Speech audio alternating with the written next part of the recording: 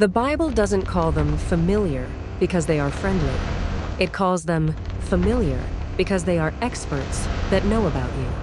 They silently observe your family line and activities, predatory mimics that have watched your ancestors for generations. They know the sound of a father's voice, the scent of a mother's perfume, and the secrets buried in a family's past. They don't need to read your mind. They've simply been watching your bloodline for centuries. When you seek a medium, you aren't talking to your ancestors, you are talking to the thing that watched your ancestors die. To understand the danger, we must look at the Hebrew word for these entities called ov. Ob literally translates to a leathern bottle or a hollow skin.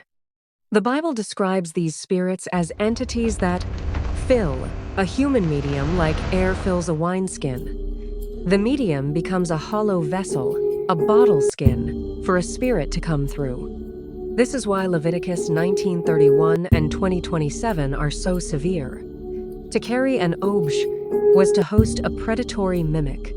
The penalty in Israel was death by stoning, not out of cruelty, but because these spirits were viewed as a spiritual infection that could destroy a nation's soul. The story of King Saul is the ultimate cautionary tale. After God went silent, Saul's desperation led him to the one place he had sworn to destroy, a cave in Endor. Saul disguised himself, but the spirit saw through the mask instantly. While the text identifies this familiar as Samuel, many scholars point to the familiar nature of the encounter. It didn't offer hope. It offered a death sentence from the grave. 1 Chronicles 10:13 tells us explicitly, "So Saul died."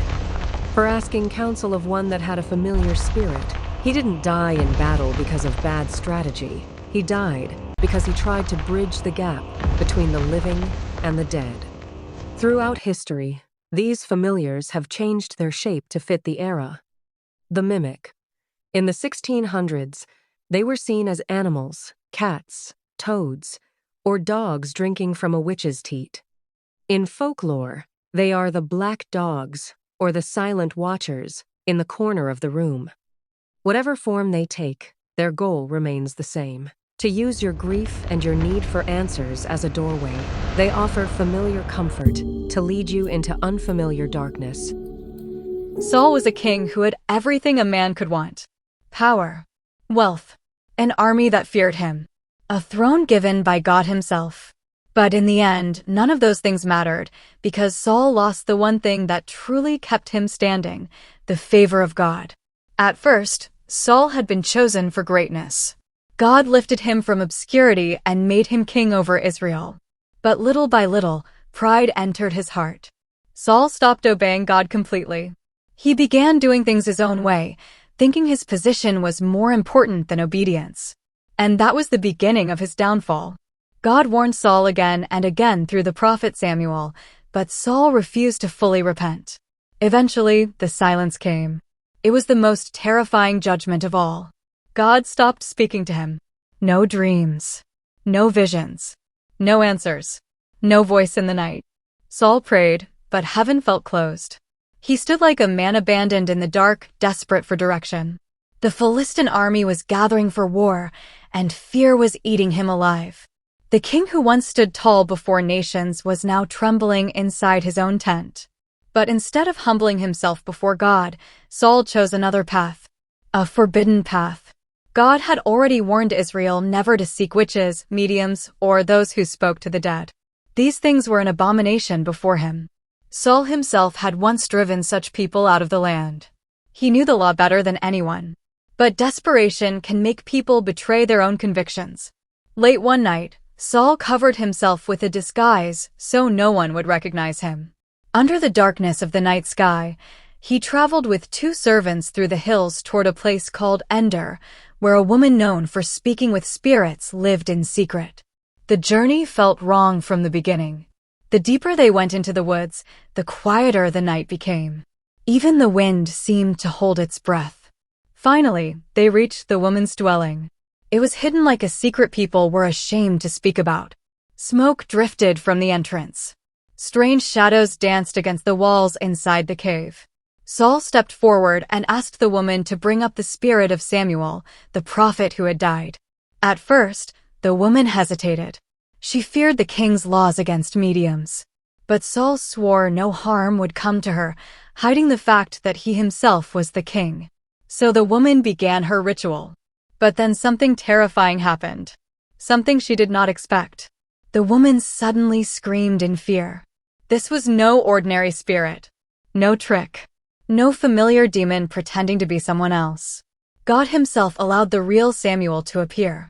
The atmosphere changed instantly. Fear filled the cave. Even the woman realized she was standing before something holy and beyond her control. Then Samuel spoke. His words cut through Saul like a blade. "Why have you disturbed me by bringing me up?" Saul fell apart before him. The fear, the desperation, the torment he had been carrying finally poured out. He confessed that God had left him. His enemies surrounded him. Heaven was silent. He didn't know what to do anymore. But Samuel gave him no comfort, no encouragement, no hope, no escape, only judgment. Samuel reminded Saul that God had already departed from him because of his disobedience. The kingdom was being torn from his hands. Everything Samuel had once warned him about was now happening exactly as spoken. Then came the final words. The words that sealed Saul's fate. "Tomorrow, you and your sons will be with me." The cave fell silent. Saul's strength left his body completely. He collapsed to the ground in terror.